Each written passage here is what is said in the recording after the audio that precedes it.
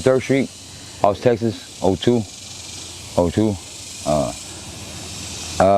Basically, I've been a drug addict all my life. I started when I was 12 years old, ran away from home when I was 12, hanging around with some guys that doing in the circle. They were doing something, I didn't know what they were doing, so I went over there.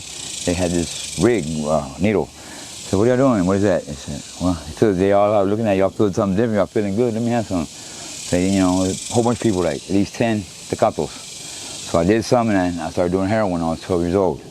Then I started doing ice, and then I became a drug addict. And Gardner Betts. I've been to Giddings State School. I've been to West Texas State School. I was a real bad person, violent, on drugs, shot a lot of people, had a lot of aggravated cases as a kid. Tried to get me on a whole bunch of capital murders and stuff like that, but it didn't happen because I wasn't the person who was in charge of it. I just went with some people that did some crazy stuff. Some people ended up getting killed and stuff, and they pulled me to the side, and you know, I was just a real bad person when I was a juvenile.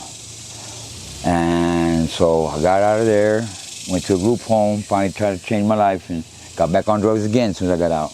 Got back on drugs again. I started doing ice again, meth. I was ether when I was born in 1971, so I'm 51 years old. And so I've been a drug addict really all my life, and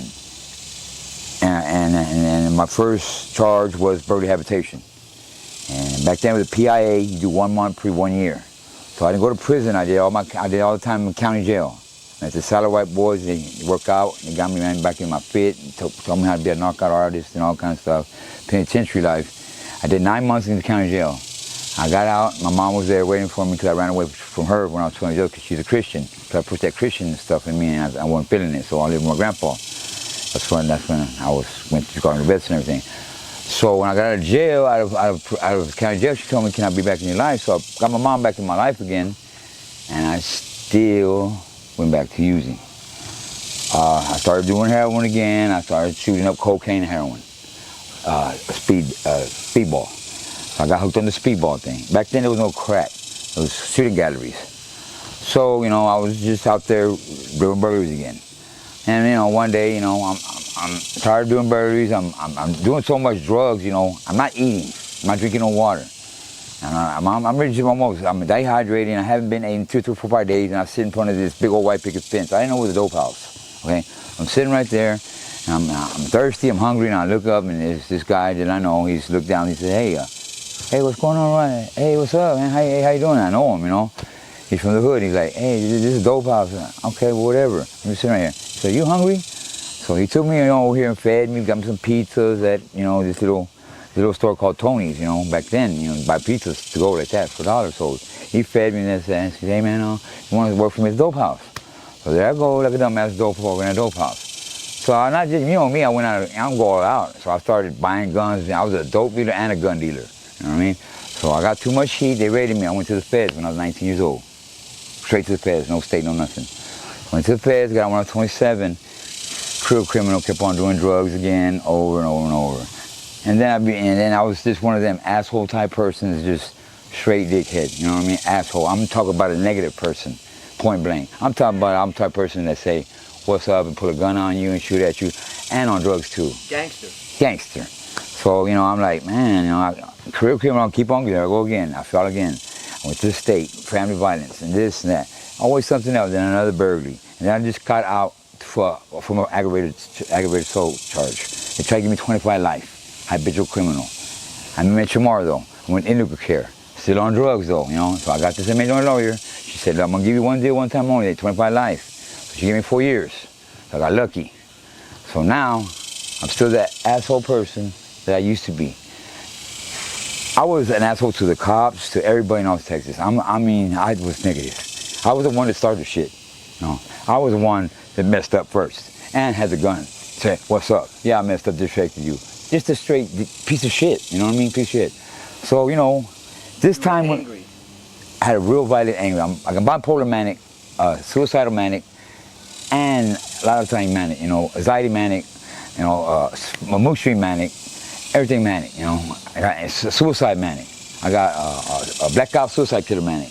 I I got suicide manic, I did suicide killer manic, a serial killer suicide when I was a kid, but I got out of that because they put me in the black room when I went to Gardner Betts. Somehow it helped me in the black room because I'm blackout. So somehow that helped me out for that. So I'm still on drugs, whatever, and I'm still that person though, that bad person, that negative person. And I've done everything negative there is to do.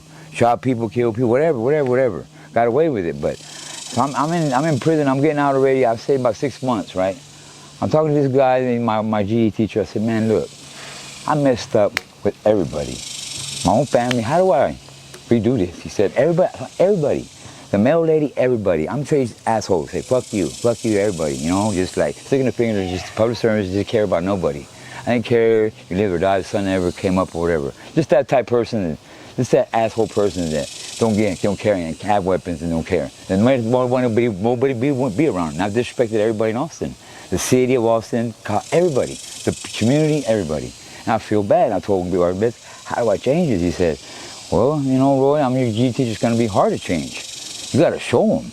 They're not going to believe you because every time you do the same thing. Asshole again, do drugs, whatever, and go shoot people, and you go back to prison again. Time and time your whole life. You have to show them. I said, well, how long is it going to take? It's going to take a whole year. I said, a whole year? He said, yeah, a whole year to show them that you changed. I said, well, how do I do this? Well, master your worst thing, but you got to go through things. You like negatives and positives. You're good at that. And percentages and pluses and minuses. That's all you're good at, subtraction and subtraction. So get pluses out there, no negatives, and good percentages, and make good percent out of 100, and use your math to get out there and start taking different, because you already did this right here. You're doing the same thing and getting the same results. Do something different and get different results, because you already been rock bottom. Okay, you've done everything this way already, but you ain't done nothing this way. What about sobriety? I said, what's that? What is that called? What is that? Sober. Oh, no. See? Now you're saying, oh, no. See, that's right there are telling me that you're not even want to change anyway, because you're saying, oh, no. I'm like, yeah, you're right, but so I don't know what sobriety is. I'm sorry, I'm just trying to teach me. So little by little he's telling me, that, and I'm going with a lot of church people too, and not the drug addicts there. I'm not even worried about them. They want to get me on Kush over here. I ain't gonna lie to you, I'm smoking Kush like a motherfucker in TDC over here in Jordan A unit, in Hondo, smoking Kush like a motherfucker, and doing yellow too. I'm not gonna sit here and lie to you. I'm doing dope, they almost caught me with the ice, but I flushed it. They got me with some little roaches. Is this the last time? This is the last time, yeah. I remember when you I was on ice and I was selling dope and everything, and it just so happened that he came with ice. I flushed it, and they gave me some tune. The tune ain't nothing. You got out like a year and a half ago, right? Like a year and 3 months I've been out, yeah, right? So you got out right when you got out. Right when I got so I'm like, man, I'm gonna get out. I said, how do I do this? Everybody's giving me pointers, and the church people too. Look, and spend your money wisely. And don't only buy what you need, not what you want. You know what I mean? I said, well, that ain't gonna help because I want women, I want girls. So that ain't helping. So I'm like asking God. So I get in the Bible, and I get everything, the Bible, Jesus, everything I can. And see, I'm not a religion, but I get in the Bible. I'm a God now, but I stay with God. I read the Bible, and it's positive. Anything positive I'm doing, I'm trying. So when I get out, I'm looking at it. Man, I have to do this, man. Do you have a favorite book in the Bible? Well, I've been in sobriety like a couple of I've been on it. I ain't gonna lie to you, 29 days. Now I did a 5-piece, a 9-piece, and a dime. And I'm doing cold turkey though on the street, so it's hard. You know what I mean? Have you read Proverbs? Yes, Proverbs and Psalms are my books. Yes, you're right. They're positive books. God told me. But I'm trying everything in my not to go back to where I was, the person I was in back to prison and the drug addict I used to be. I used to be 9 different drugs at one time. Okay, I do heroin, coke, crack, rough this, smoke push blunt, well, I ain't push, but smoke a droll blunt, and drink two 11s, and then smoke cigarettes, and then I was good, see? And then Blue Dolphins too, triple dick. So I was out of there as far as drug addict.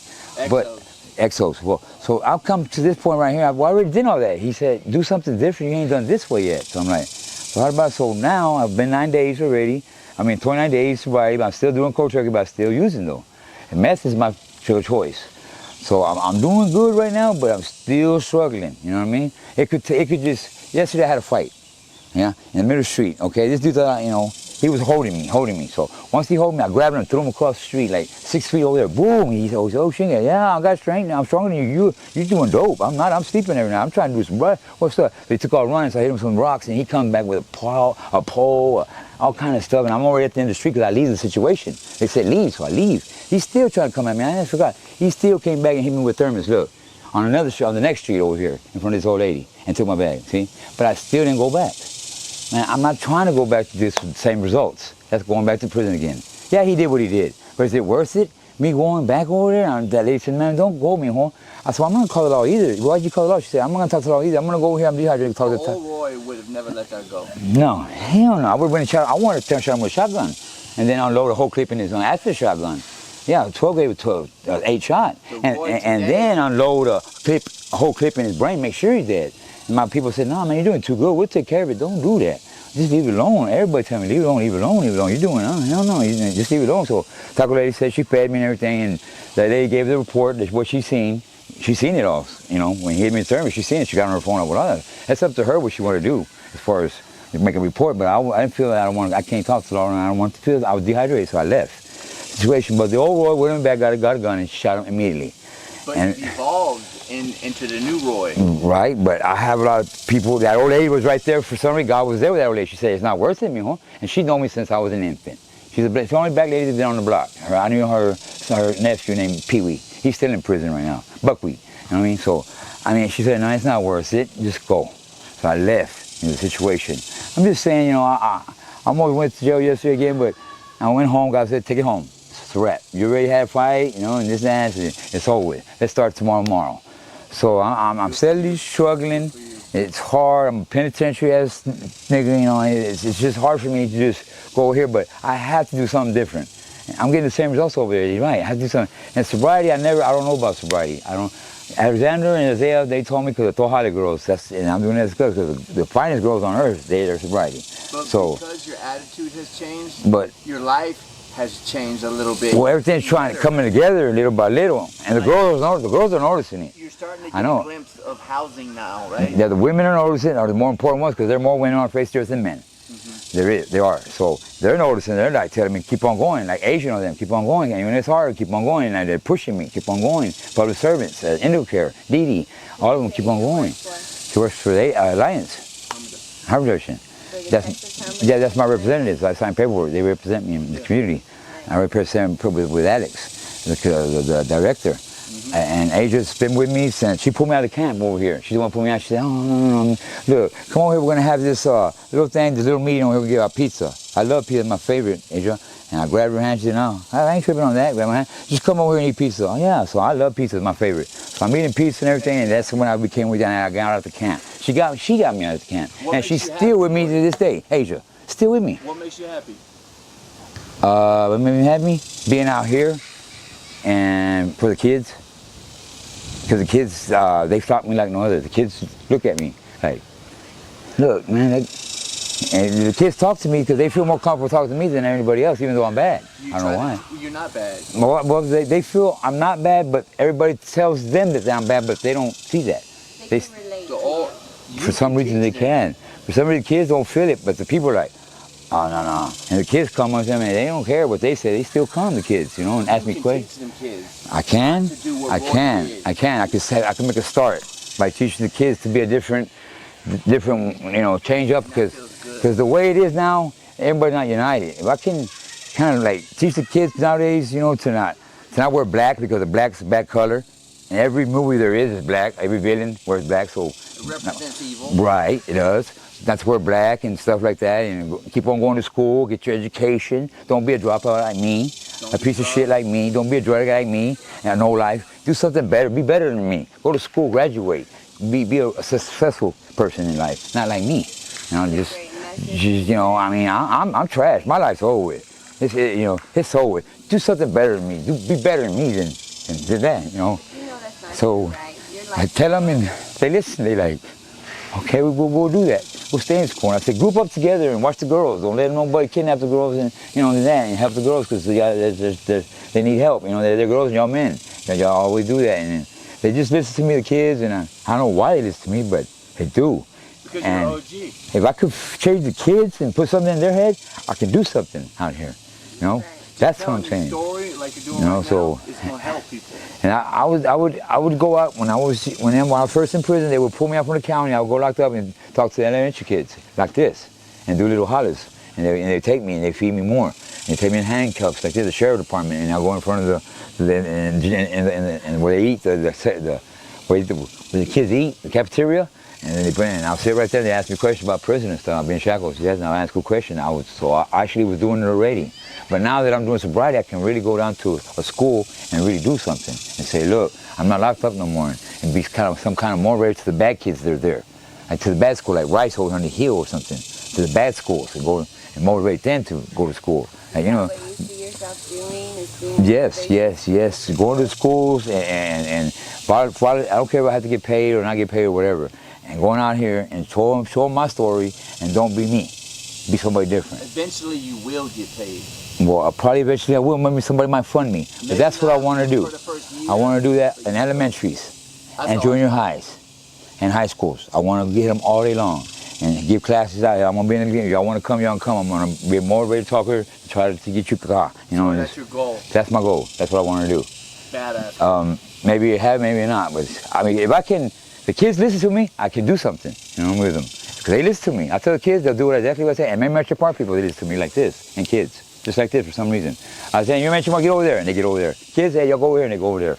Listen to me real quick. Everybody else no. But the kids and the Metro Park people, listen to me real quick. I don't know why they do, but they do. What about Roy holding a meeting? Like a meeting for the youth on Wednesdays at 6 p.m. or something like that. Like, sure, I'll do it. I do it. You know Check this one thing that happened to me. Is one last thing before the interview. I ride in this bus 10, going somewhere. I don't know where I was going to north somewhere. But the bus driver stopped because this guy grabbed one of those things that you put out that are orange, that are like orange things that when the bus wrecks, no, they're like clothes, but they're in a little box and you put them in the street. Well, he got it like on a phone, like it's on a phone.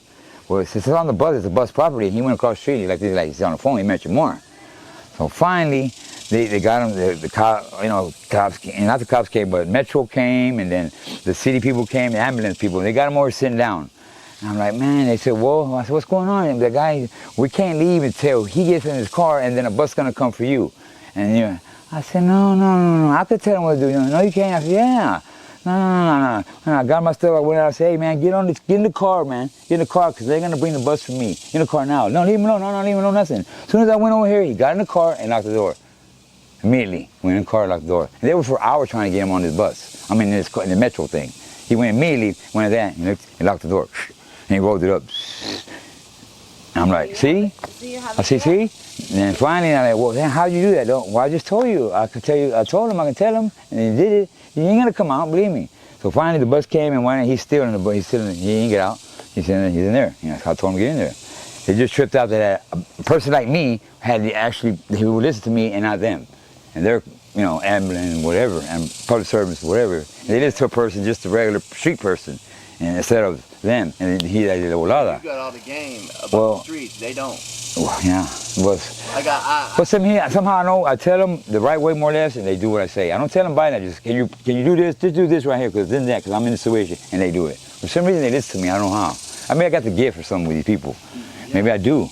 I think that shows people that people with real lived experience have more say than somebody wearing a bunch of EMS or police badges who's never been through. And I don't just say black no more. 3 times already. This lady over here went over a curb on Pleasant Valley when they had those little trailer things. She went over a curb, and she's grinding her axle. I said, stop the car. Stop. Just turn it off. Can't turn it off. Just because you're grinding, you're going forward. You're on top of the curb, and your axle is grinding in. No, just leave it on. You're gonna break your axle. Just stop. Cut the car. Okay, now let me get a jack. So I jacked her car, and I took her off the curb. And then they went from there. They bought me something to eat. So I got it. Another lady right here at the Waller. There was a wreck. Boom. Right. Well, her axle down too. Her axle down. She's trying to run and grinding it that way. I said, no, that's it. Leave it on. So I popped it back up. Pop the thing back up. This other said, get out of here. He pops it back down. I said, no, what are you doing? Get out of here. So I'll pop it back up. Just leave it like that.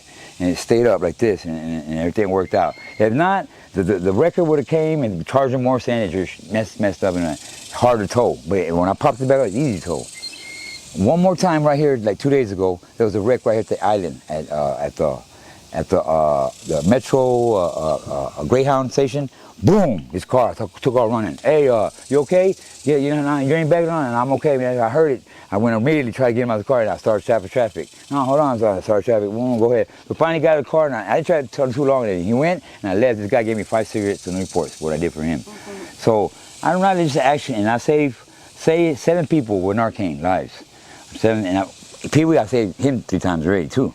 So for Asia. So I constantly got Narcan in there, constantly. But there's this new stuff.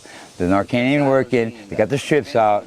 They got the strips. They got the strips out. That's good. They got the strips out. They got this block Fetty, and they said you need a mask and gloves, and you out there on that one. So like I said, they always man-made though. Man-made. So we're gonna have hell fighting this Fetty thing. Well, we can do it together. A lot of people died. My people died on this Fetty. I don't like it. I'm scared of it. I'm scared of it. I got one more question for you, Roy. Where do you want to see Roy in 5 years? Helping kids. I don't care what it is. Helping kids, regardless. When I met her, when I go to their schools or not, I'll go to projects and give them money.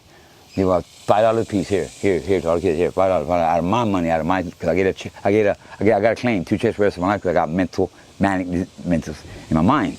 So I got Fifth Circuit from Circuit did my claim, but right now they want to recognize my claim. But in Lato, it's gonna come.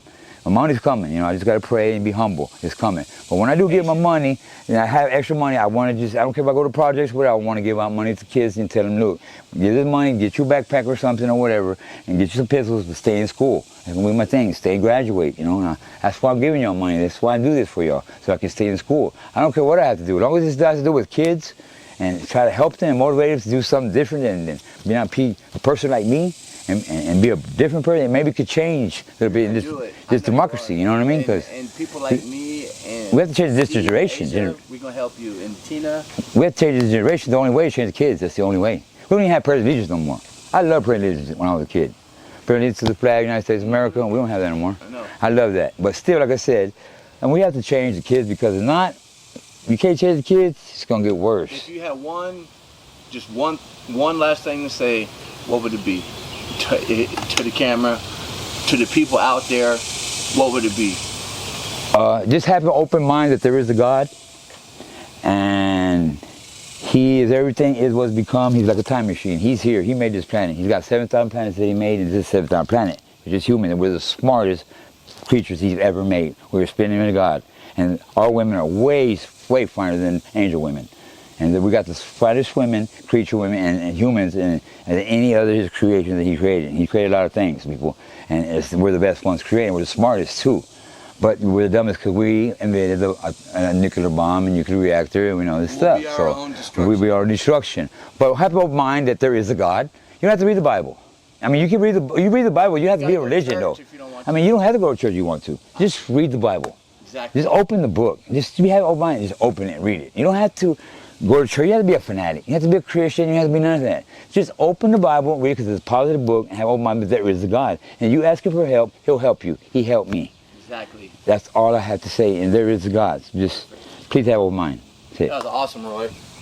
That was a badass interview. Homeboy, it was